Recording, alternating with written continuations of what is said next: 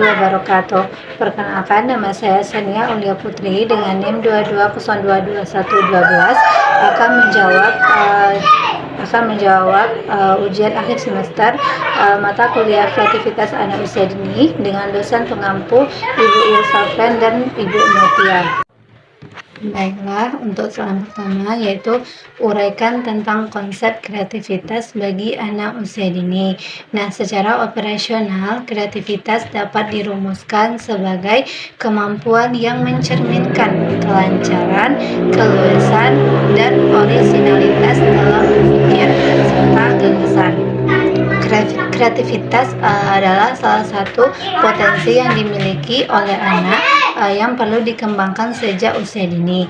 Nah, menurut KBBI, kreativitas adalah kemampuan untuk menciptakan atau daya cipta. Sedangkan menurut Munandar dalam Priyatna pada tahun 2012 mendefinisikan bahwa kreativitas adalah kemampuan yang mencerminkan kelancaran, keluasan, orisinalitas dalam berpikir serta kemampuan untuk mengelaborasikan. Maksudnya di sini yaitu mengembangkan, memperkaya, memperinci suatu gagasan. Pengertian kreativitas menunjukkan adanya 3 tekanan kemampuan, yaitu berkaitan dengan mengkombinasikan, menjawab, serta memecahkan masalah. Jadi dapat kita simpulkan bahwa kreativitas di sini maksudnya ialah kemampuan untuk menghasilkan ide baru, konsep atau solusi yang nyata dan bernilai baik secara individu maupun kerjasama dengan orang lain. Nah, kreativitas melibatkan proses berpikir yang fleksibel, asosiatif, dan inovatif untuk menghasilkan sesuatu yang baru atau yang berbeda. Nah, kreativitas juga merupakan kemampuan seseorang dalam melahirkan sesuatu yang baru, baik itu gagasan, karya nyata, karya baru, maupun kombinasi dengan hal-hal yang sudah ada, yang semuanya relatif berbeda dengan apa yang telah ada sebelumnya. Baiklah, untuk soal yang kedua yaitu berikan tanggapan Anda terkait upaya stimulasi yang dilakukan oleh guru dan stimulasi apa yang seharusnya dilakukan oleh guru. Baiklah, menurut saya berdasarkan observasi yang saya lakukan, cara guru saat melakukan stimulasi pengembangan kepada anak yaitu sudah benar, dimana pada saat saya observasi guru memberikan kebebasan kepada anak mulai dari cara anak menggambar, mewarnai hingga menulis. Nah, dan guru juga melakukan metode tanya jawab untuk memancing imajinasi anak serta menggunakan media terkait tema pembelajaran pada saat itu. Namun ada beberapa hal yang menurut saya yang harus dilakukan oleh guru agar stimulasi perkembangan anak lebih berkembang. Yang pertama yaitu guru bisa melakukan atau menggunakan media yang lebih atau metode pembelajaran yang lebih variatif dan media yang lebih interaktif. Hal ini bertujuan untuk menarik minat dan perhatian anak agar anak tidak cepat merasa jenuh saat pembelajaran. Nah, guru harus mendorong anak untuk melakukan kerjasama juga agar anak dapat mengekspresikan dirinya.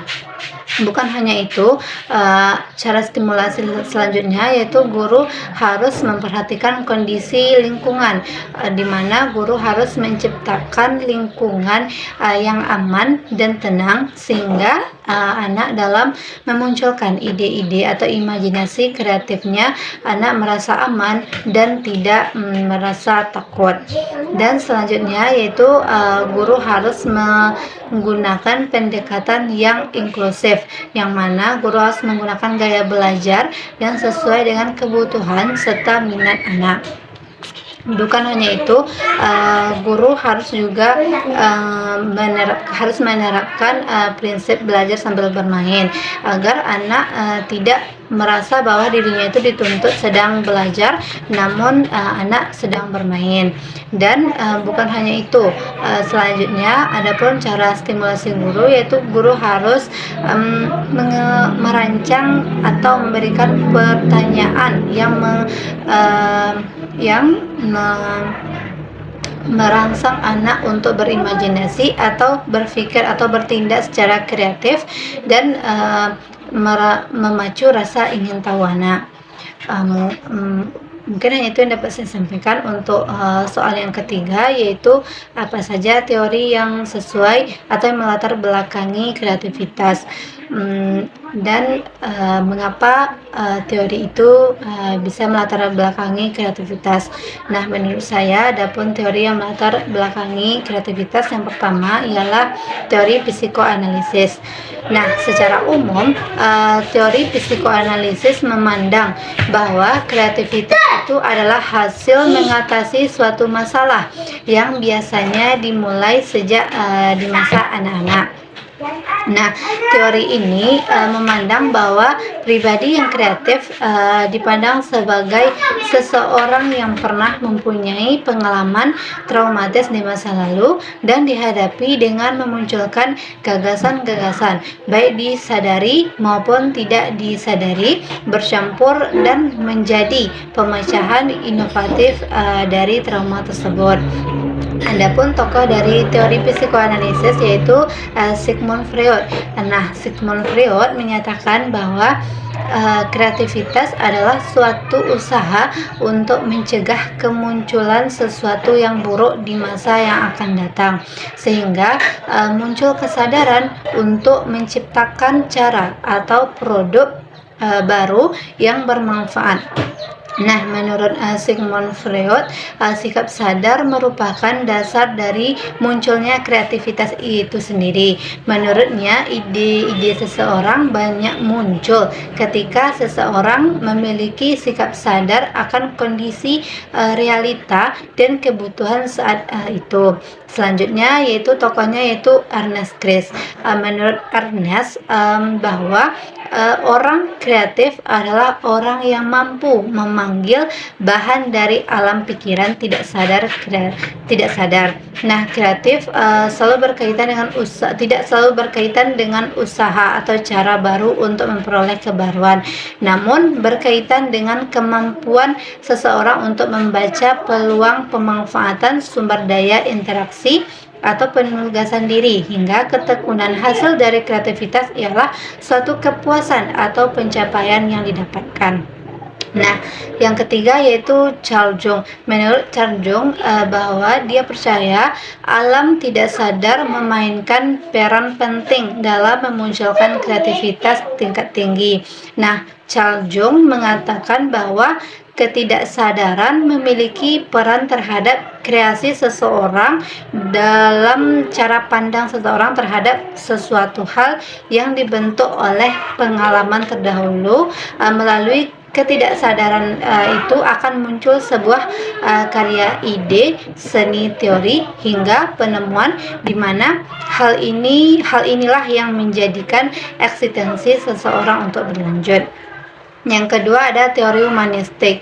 Nah, teori humanistik ini lebih menekankan kreativitas sebagai hasil dari kesehatan psikologi tingkat tinggi. Nah, adapun tokoh dari teori ini adalah Abraham Maslow. Menurut Abraham Maslow menyatakan bahwa manusia mempunyai naluri-naluri dasar yang menjadi nyata sebagai kebutuhan primitif yang muncul pada saat lahir, dan kebutuhan tingkat tinggi berkembang sebagai proses kematangan. Nah, kebutuhan ini biasanya seperti kebutuhan akan rasa memiliki, penghargaan, harga diri, perwujudan diri, dan kebutuhan estetika. Sehingga hal inilah yang melatar belakangi kreativitas menurut Abraham Maslow. Sedangkan menurut Carl Rogers yaitu Latar belakang kreativitas ialah muncul dari interaksi pribadi yang unik dengan lingkungannya. Sedangkan menurut Csikszentmihalyi, hal yang melatar belakangi kreativitas yaitu adanya sifat keturunan atau bawaan atau genetik. Sedangkan teori yang ketiga itu teori kognitif. Adapun tokohnya yaitu Piaget yang menyatakan bahwa hal yang melatar belakangi kreativitas adalah adanya perkembangan kognisi sehingga proses berpikir anak dapat menyamai proses berpikir orang dewasa sehingga kognisinya berkembang. Sedangkan yang kedua yaitu menurut Vygotsky. Menurut Vygotsky, hal yang melatar belakangi kreativitas adalah melalui bermain. Bermain mempunyai peran yang penting dalam perkembangan kreativitas anak secara menyeluruh.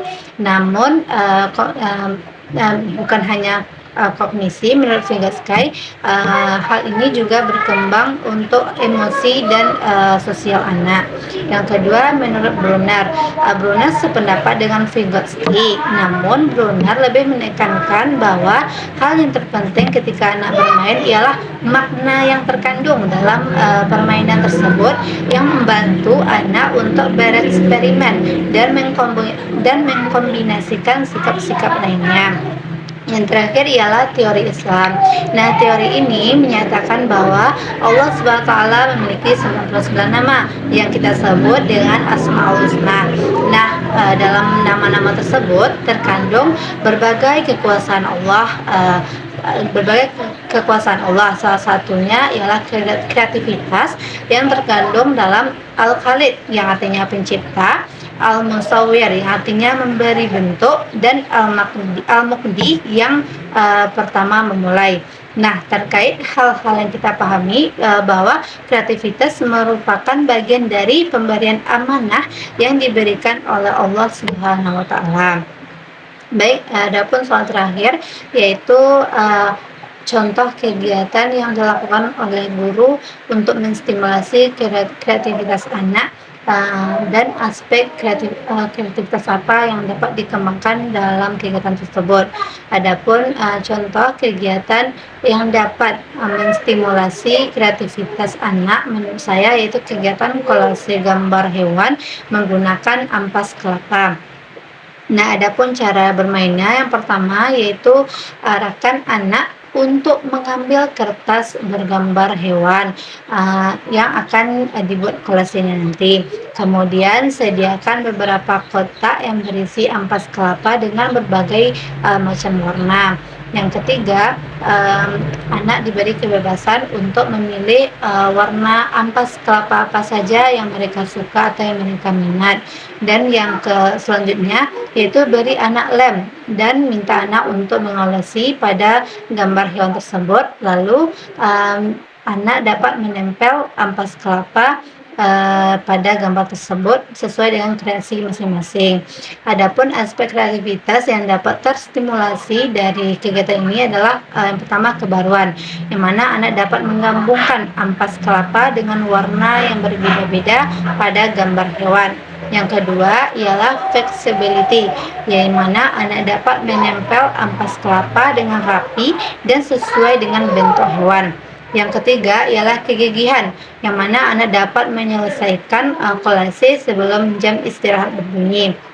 Yang selanjutnya ialah kesenangan dan keterlibatan, yang mana anak mampu menerima saran atau menjalin komunikasi dengan teman terkait menggabungkan ampas kelapa dan merasa senang atau happy dalam melakukan kegiatan kolase. Nah, sampai selesai.